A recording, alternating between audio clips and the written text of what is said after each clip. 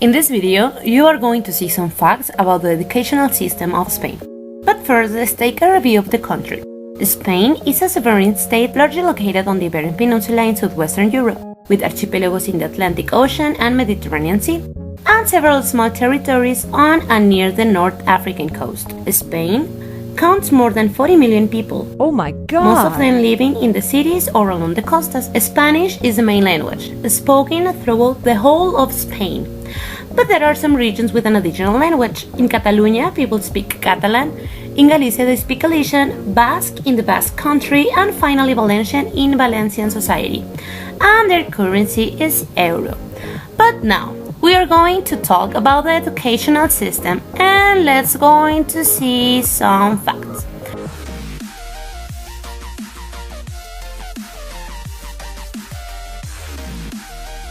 Choosing a school in Spain is generally located according to your catchment area. You may want to find a satisfactory school for your children before choosing a property. Otherwise, your child might not be eligible to go to your preferred school for both primary and secondary education. So, this might influence your decisions on where to live. Some state schools in certain areas of Spain will teach in the dialect of the given region instead of Spanish. So, in Catalonia, Galicia, Valencia, or the Basque country, subjects might be taught in respectively Catalan, Gallego, Valencian, or Basque. It will mean your child will be taught in the regional dialect before learning Spanish. That said, most children master both the local dialect and Castellano, which is the common Spanish, as part of their general schooling. Most of the students in Spain enter primary school at 6 years old, and secondary school in Spain begins at 12 years old.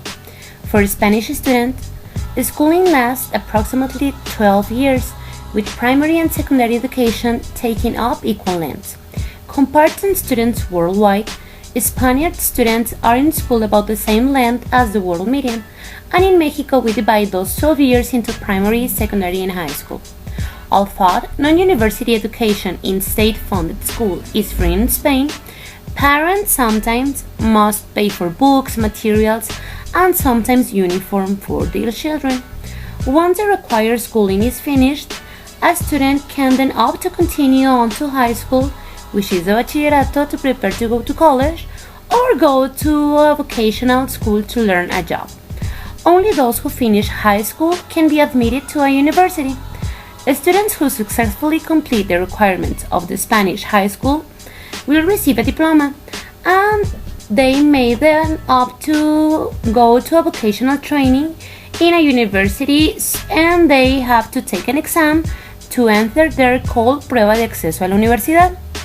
Spanish university degrees are usually 4 years long, with the exception of medicine degree and some others which are 6 years long.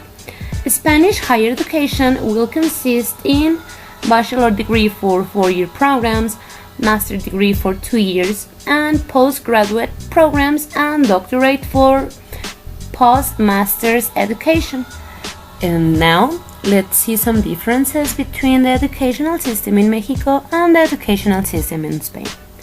In Spain, the educational system is ruled by the Ley Orgánica de la Educación, and in Mexico we have the SEP. In Spain, the majority of the elementary schools are open from 9 a.m. to 5 p.m., with 2 hours for lunch, and in Mexico, the majority of the elementary schools are from 8 a.m. to 1 p.m., and in some cases are from 8 a.m. to 4 p.m. in Escuelas de Calidad program, in which pretends to cover all student needs for a better preparation. Another big difference is that the education in Spain is mostly free. The parents only have to pay for some books, and in Mexico we have something called cuota de recuperación, thanks to la reforma educativa implemented in 2013. And we have to pay for the books that in the past used to be for free. And you might be wondering, and what about the teachers? Well, in Spain, according to La Ley Orgánica on May 3rd in 2006, they made some arrangements to review the formational model to adapt it into the European model so they can guarantee a good scientific, pedagogical, and didactic formation. Other facts that contrast the educational system in Mexico and Spain are the following ones.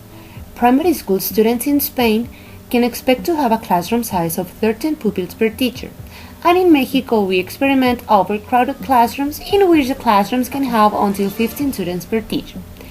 The literacy, which in this case is defined as a percentage of the population over the age of 15 that is able to read and write. The rank of the literacy in Mexico is about 93.1%, and the literacy in Spain is about 98.11%. And one of the most saddest statistics is for Mexico, because it is located on the 53rd place from 65 according to PISA standards, and Spain is the 33rd place from 65 according to the PISA standards. So it's pretty obvious that the educational development is pretty sad in Mexico.